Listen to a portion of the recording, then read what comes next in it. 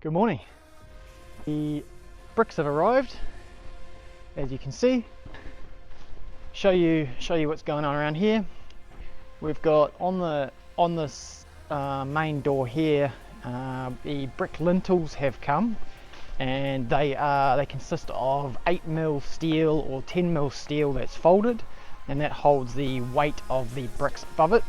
So I'll quickly show you what they look like. I mean, fairly basic, but yeah. So effectively, what they do is, yeah, this steel here goes up above the windows, and then supports the weight of the brick on either from either side. Supports the weight of the brick above, and then the brick ties, which I'll show you in a second, support the next course of bricks. And we have this big one here, which is 10mm steel, and that is 4.8 meters long, so he's a big boy, and that's going above the main branch slider. Now, so the brickie has made a good start. He's done 5 courses. The bricks showed up, would have been on Wednesday. The bricklayer showed up, and the bricklayer came on Thursday, and he did a setup, and then yesterday he's made a good start. So he's already cut up a whole heap of the loft cuts here. Brick is like a matte white, Grande Blanco, I believe, as well as the mortar is a antique white. So yeah, it's come along pretty nicely. I'm certainly stoked with the way it looks. We have a pre-clad inspection booked for Tuesday, and what they're looking for is obviously all the penetration seals are complete and brick ties are going in as per the spec and design details, and then obviously weatherboard. Yeah, so he'll check behind everything and make sure that also behind the brick lintels will also be clear of debris and any stuff that shouldn't be behind there. So that'll be happening, and the bricklayer will be back to crack on with this next week. He's made a fair bit of progress. It's looking really good. We also have he's mortared around this, and that will get covered up by a flange later on. Concrete plinth, so it's pretty hard now. I can take off this boxing anytime, but in no rush really. It'll be pretty smooth. And then this is I've done the drain line. So we have a tap here that goes to the gully traps. I believe as part of the rules is that you're meant to have the taps above the gully trap to keep it charged. Nice foggy morning, starting to lift just now. On the inside, I have been busy with basically drilling out all the nogs for cabling. So I've still got a fair bit more of that to do. I've got to drill out where I've got coming up from the outside. I need to drill a few of those out, and that'll be for any exterior stuff to go outside and sort all that out. Here I've got a flush box here.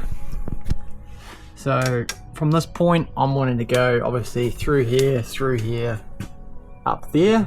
Alternatively, I could go this way. Now that in this case I wouldn't want to do, because I'm going to be taking out a lot of the meat here. If I was going through these ones, I probably wouldn't be quite so concerned. But in this case I'll go up and over.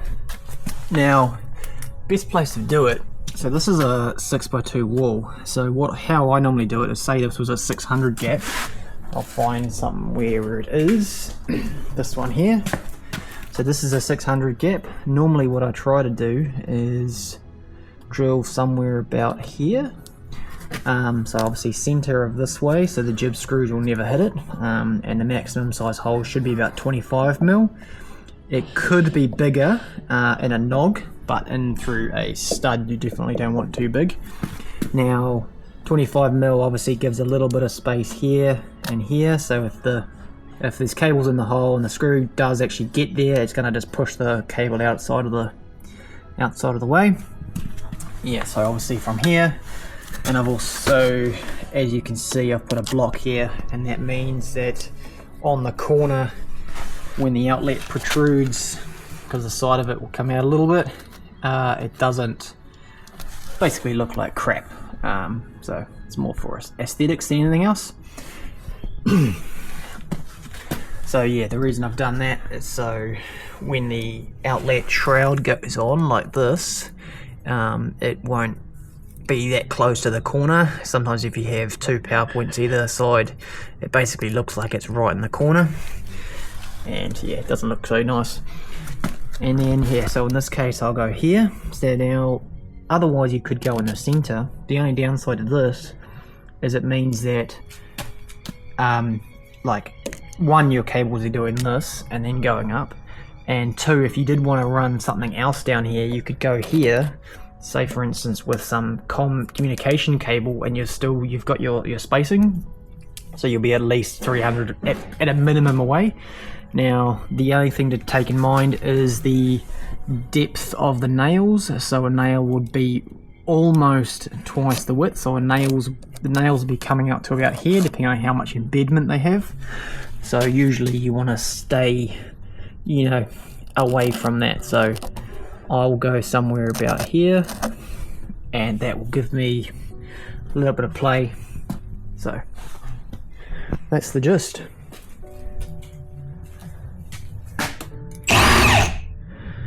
I'm going to get right into it. I'm going to rip into this and make a mess and make some noise.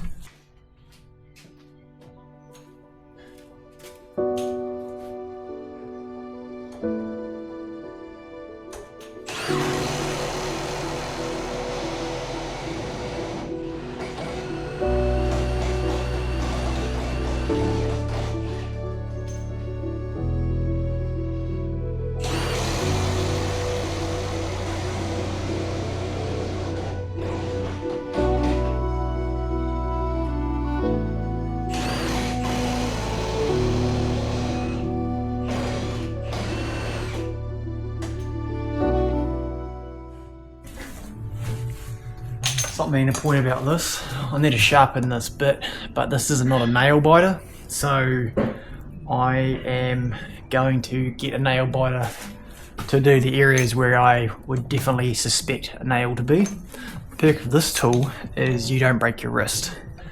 The only downside is it makes a ton of sound, and you definitely want to be wearing earmuffs.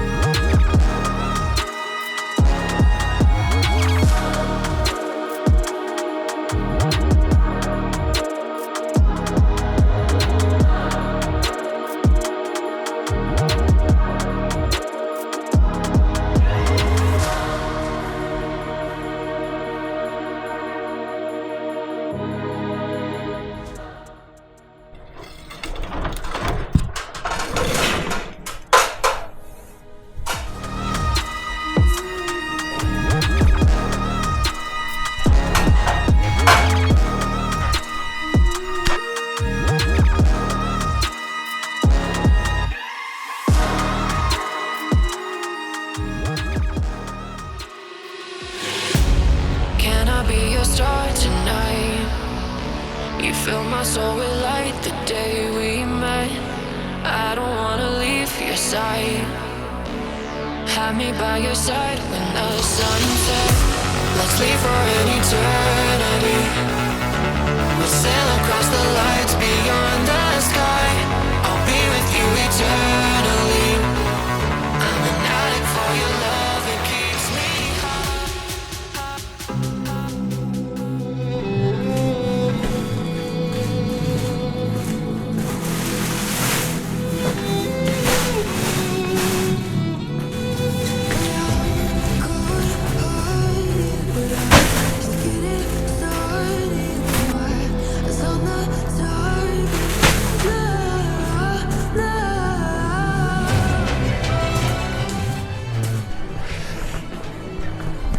So all of this is all the air handling part of the aircon, and that's all got to go